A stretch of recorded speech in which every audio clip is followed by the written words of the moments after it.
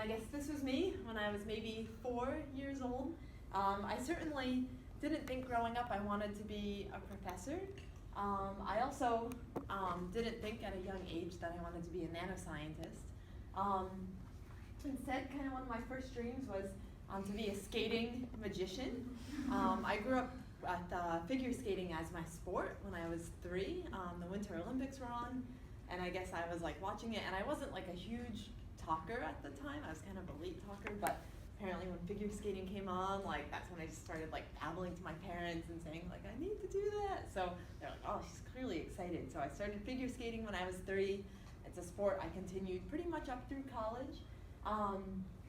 So that was one of my favorite kind of like sports activities growing up. And then I also really enjoyed putting on magic shows with my neighbors. It was kind of our way of like, just getting together, goofing off, but kind of fun to learn some magic tricks. So when I was really young, I thought it'd be a lot of fun to combine both career paths and be a skating magician. Didn't really realize that wasn't a lucrative business. But thankfully, my students at Stanford still kind of entertain me on my goals of becoming like a top-notch figure skater, which will never happen, but still fun to dream. So this was us, I guess a couple of years ago, we went to the Redwood roller rink, disco roller skating. But we still continue to go there, and it's a lot of fun. And we've also been to like Winter Lodge and some of the ice rinks like in San Jose, San Francisco. No longer nearly as good as I was when I was like 15, but still kind of fun to take the ice or the rink. So obviously, like being a skating magician didn't quite pan out. But given my interest in performing, I moved on to goal number 2. So when I was like slightly older, but still pretty young, below 10, I thought it'd be fun to be a Hollywood star.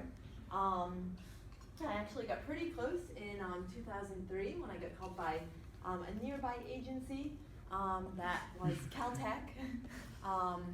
So Caltech is where I went to graduate school.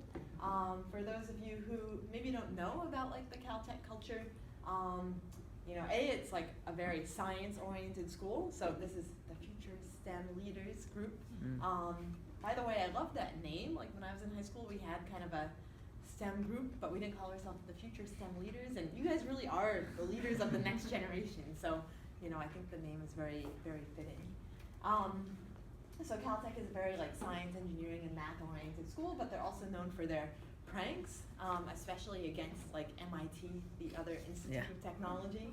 And here was a famous prank from I think the 60s or 70s where they blacked out the Hollywood sign, which for those of you who haven't seen it is in like a pretty steep hill with a lot of shrubbery all around. So it's quite a trek to get up there, and each letter is like life-sized. So they blacked it out and then put the Caltech logo on top. So as you can see, I obviously never quite made it to Hollywood, but I did get to meet some science stars along the way, including Stephen Hawking. I guess you guys know the Mythbusters is kind of based here in the Bay Area. And being a scientist, that trend has continued. And one thing I hope you'll take away is that I guess when I was younger and I finally decided that science was something I wanted to do, a lot of relatives and parents would say like, oh, it's not like as lucrative as becoming like a doctor or a lawyer. Granted, I didn't grow up in the Bay Area where now probably being like a, startup founder is like the most lucrative thing you can do. It's kind of like winning the lottery, but if you win it, you win big. But yeah, I guess I had the impression that like doing science was kind of maybe an isolating career, and I found that it's everything but. Like it's a very like team-oriented, like social career, and one where you have the chance to make a real impact on, a number of important decisions, like in policy, with the environment, with health, and just to kind of highlight like the impact I think that you can have as a scientist. A couple of years ago, I got to go to the White House and meet with and talk with Barack Obama, and then I also got a chance to meet Steve Chu, who was of course our former energy secretary. He's now back on campus at Stanford, but he's someone with whom I actively collaborate.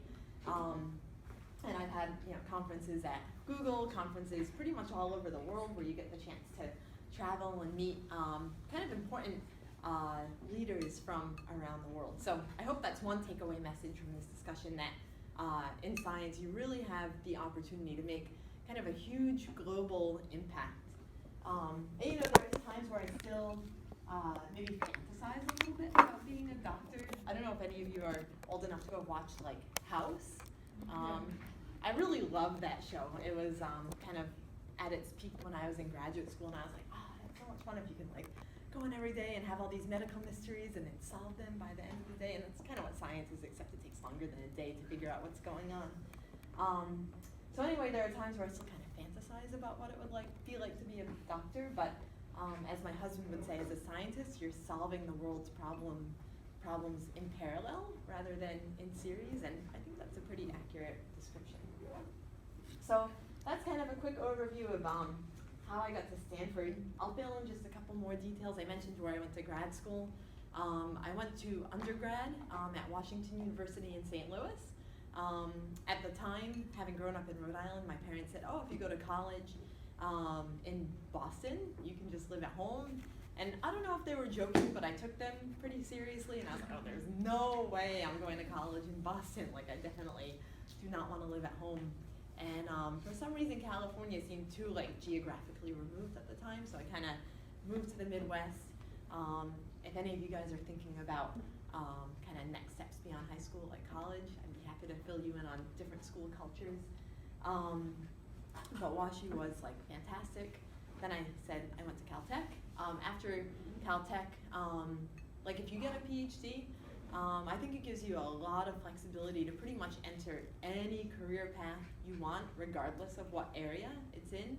I decided to do a short postdoctoral fellowship. It's kind of the equivalent of a residency for doctors, and I did that up at Berkeley, working with Paul Levisatos. So that was a postdoc in chemistry. My PhD was in applied physics. My undergraduate was in math and electrical engineering. And then I got a faculty position at Stanford, which I started in 2010, and I'm in the material science department.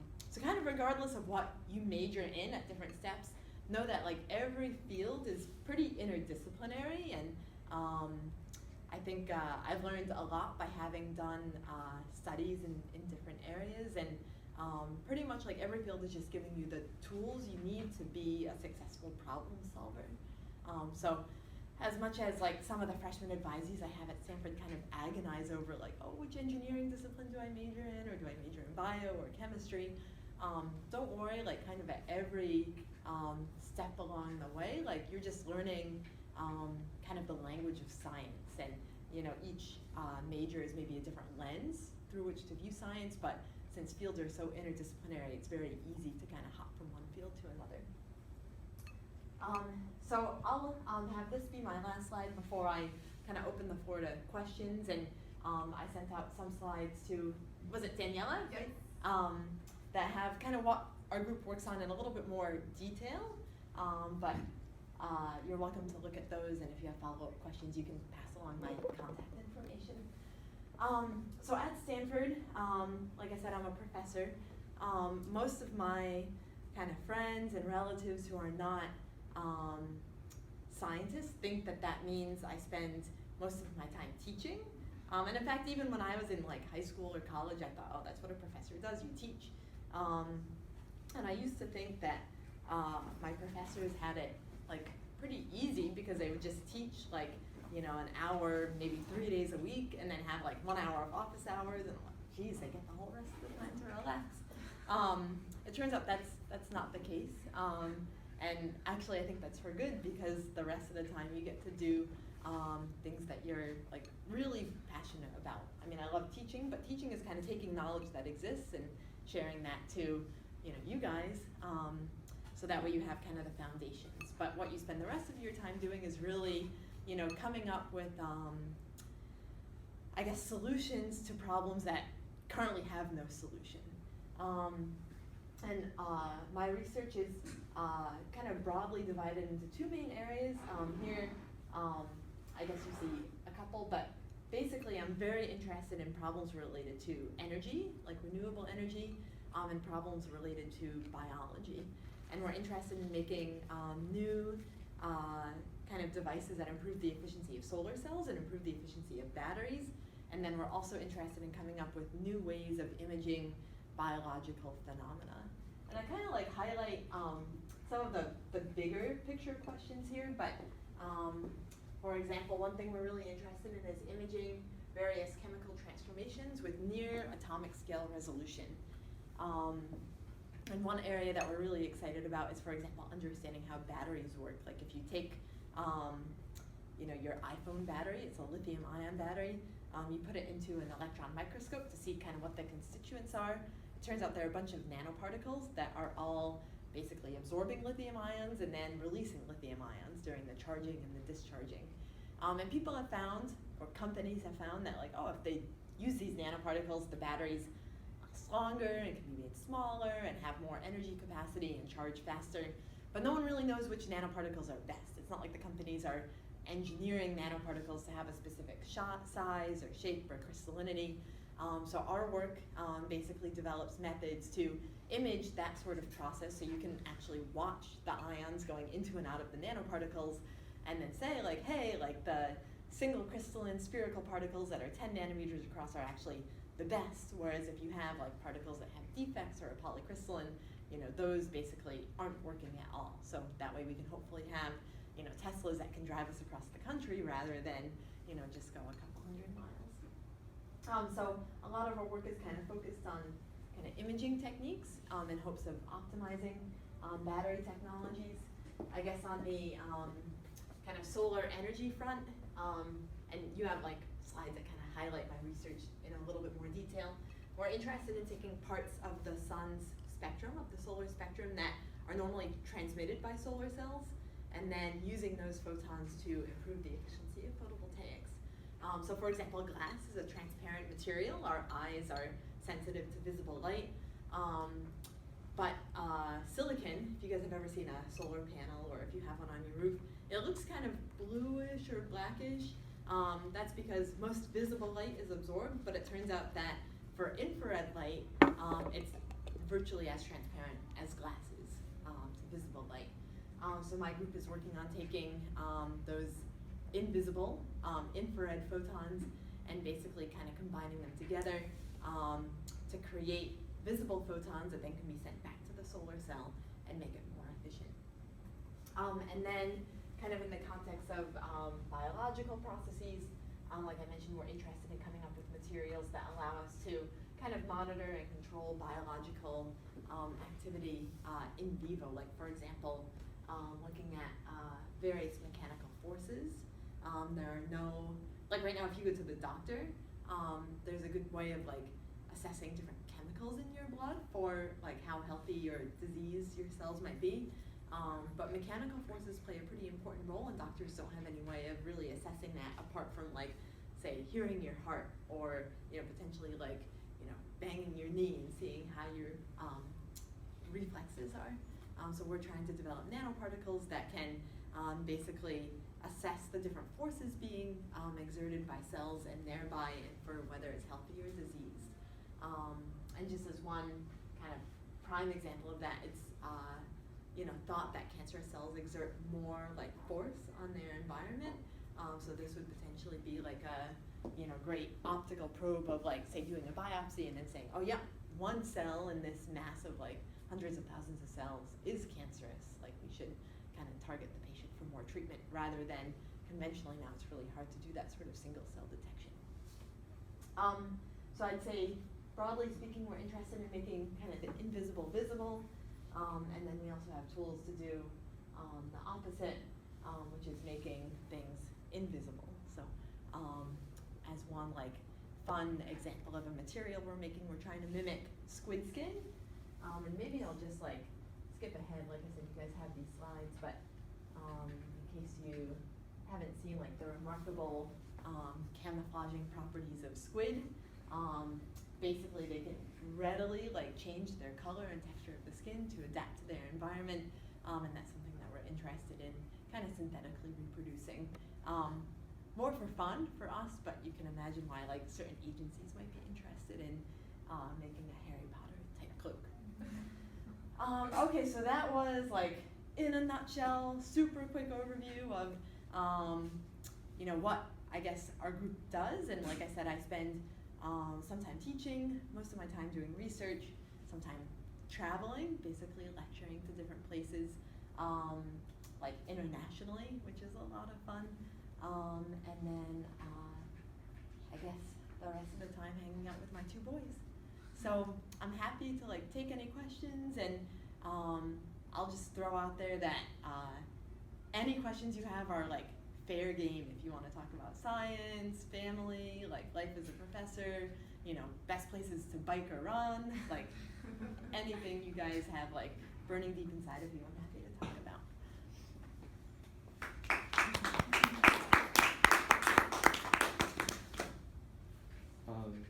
Yeah, for the squid skin, do you have any leads on how you would start that process? Is it like you'd have like a pre-taken picture of the image you're trying to adapt it to, or would it be, I don't know, just...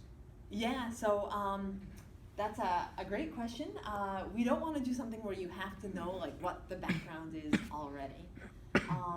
So no one really understands how like squids and chameleons change their color so efficiently, although it's known to rely on basically chemical signals. So basically the brain signals like, oh, there might be a predator, chemicals get released, and that kind of changes some of the properties in the skin. So one of the, and this is actually a cross-section of squid skin, like basically there are different layers of skin that have slightly different optical refractive indices, and they can kind of change their spacing, but turns out like if you try to synthetically do that in the lab, it doesn't give you anywhere near like the same response as a squid would. So our approach is kind of to rely on, I don't know if I have it in here, but these kind of so-called like metamaterials that allow you to control the refractive index of light pretty arbitrarily. So with like a certain structure where you have these kind of metallic nanoparticles with a dielectric core where there's a little bit of tapering, if you like pack them into an array, you can get a refractive index, you know, as a function of wavelength that can be, you know, positive, like most natural materials. It can be negative, unlike any natural material. And I don't know if you guys have seen like any images of what, or I guess you've probably seen like a glass with water in it, and normally like if you put a straw in water, it bends that way. That's because the index of water is close to 1.3. If you had a negative index, it would actually bend the wrong way. I can bring up some pictures of that later if you're interested. So negative index materials don't exist, but when you engineer them in the lab to have this sort of index, it turns out you can you know, both create microscope lenses that can image, you know, arbitrarily small features, and that's kind of related to our atomic scale imaging of chemical processes. And you can do the converse, like make things invisible. And the way that works is, like I guess if you were to think about having some sort of object, it doesn't have to be a circle, it could be you guys. And then you have a light source up here. So here's our LED or a light bulb emitting light. Normally when light rays pass onto the object or are incident on the object, some of them kind of get scattered back. You know, some of them get blocked by the object and cast a shadow. So you can kind of clearly see like, yep, there's something there blocking the light.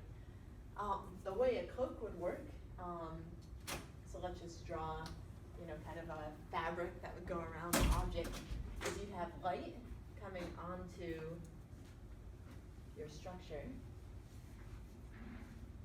So let's say light's coming in this way, and then it enters a cloak, and basically what you want it to do is kind of be steered around the object in such a way that it emerges on the other side as if the object were never there. How do you guys do that? What's that? How do you guys do that? Yeah, so I mentioned that we need to have, you know, both positive and negative indices, and if you kind of think about just the way light is bending here, like here the background index of air is 1, and you'll notice that when it like just enters a cloak, you don't want it to bend too much, so it's, you know, also close to 1, and then you want it to like bend a little bit more, but like this particular way, and it turns out that, you wind up having to go from 1 to an index that's 0 and eventually negative to get light to bend around that way in kind of like concentric rings as you approach the object.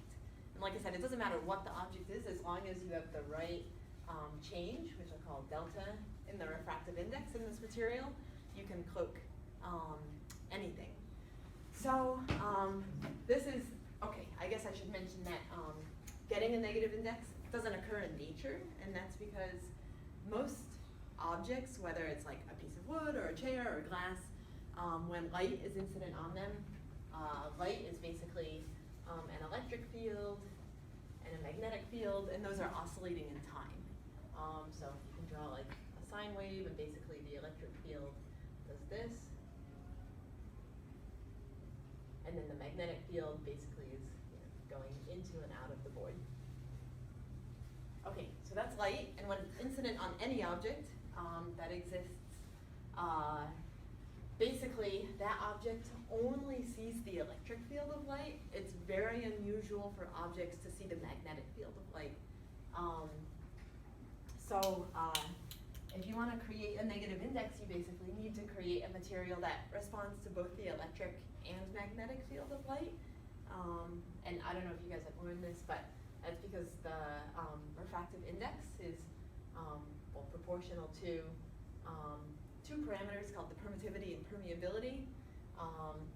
They are characteristics that basically tell you how the object responds to the electric and magnetic field of light. There's also a plus or minus out here, and basically if both of these are negative, then you choose the negative square root and you get a negative index.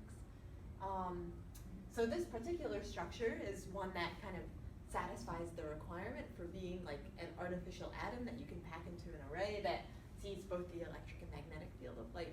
And one simple way of maybe thinking about that is when, say, light is incident on this structure, you can have an electric field here. An electric field is basically a charge distribution, like plus and minus. So plus and minus, since we have a dielectric here, gets built up, and that gives rise to electrons. So now we have a metal, so if we have a negative charge here, that means that the electrons in the metal right at the tip are kind of repelled, and then that means that the electrons next to this positive area build up a negative charge, so you wind up getting like what is essentially a current loop, and current loops are associated with magnetic fields. So like I said, this guy is small enough where it's roughly 50 nanometers across. Visible light, say at green frequencies, has a wavelength of 500 nanometers, so it's pretty small compared to the wavelength of light. You pack them into an array, and then here are some images of light refracting through, say, a prism of this particular material. And we can make them, and then we can pack them into an array, and then we create, here I just show the colors, but we have the indices as well.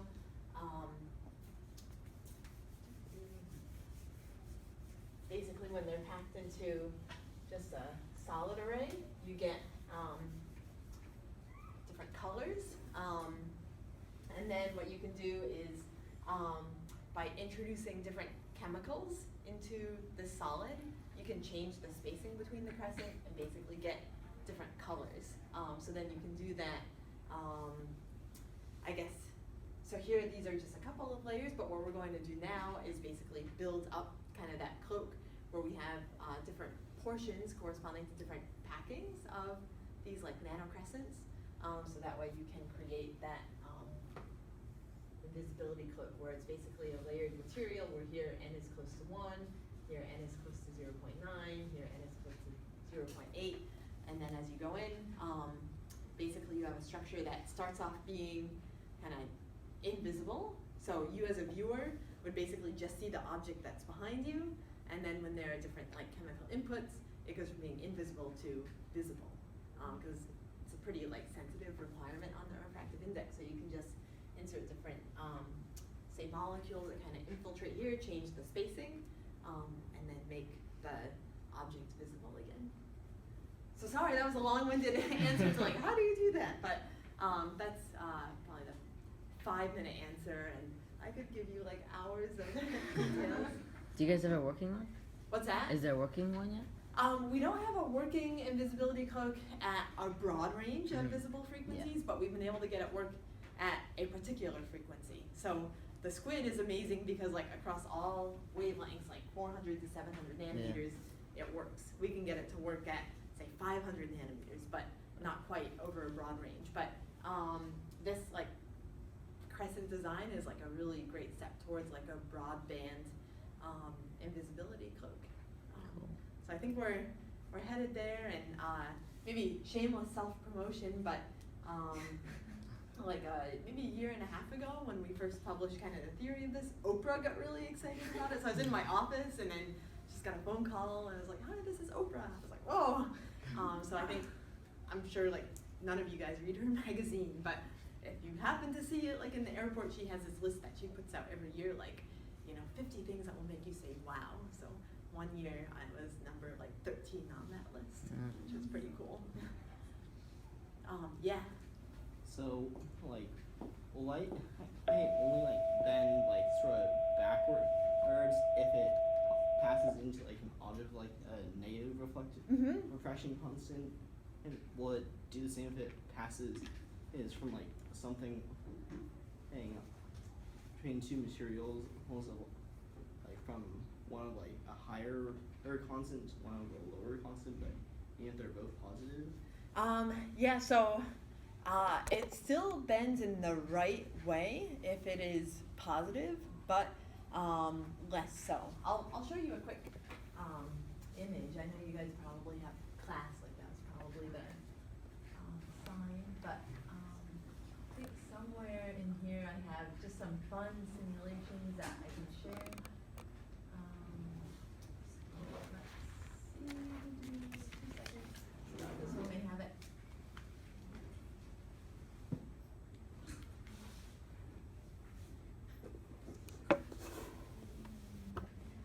Oh, I know it has it for sure.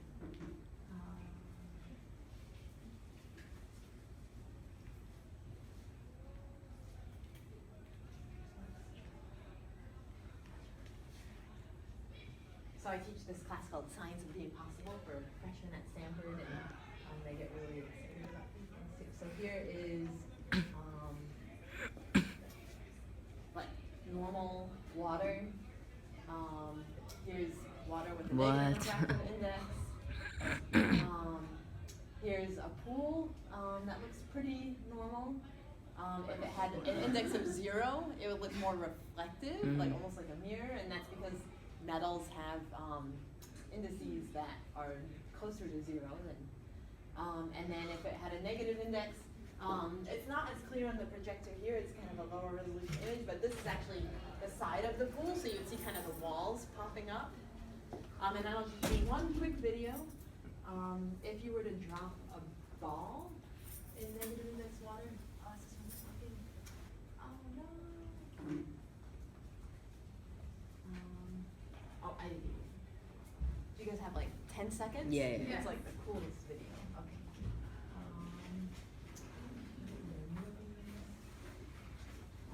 Negative index ball.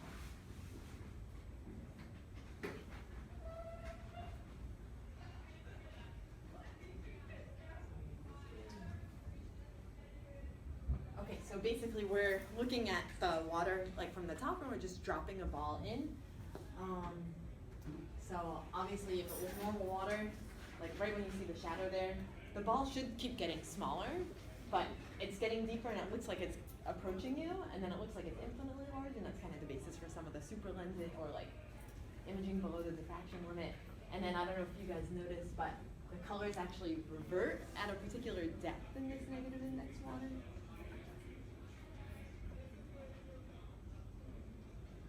So the black moves up.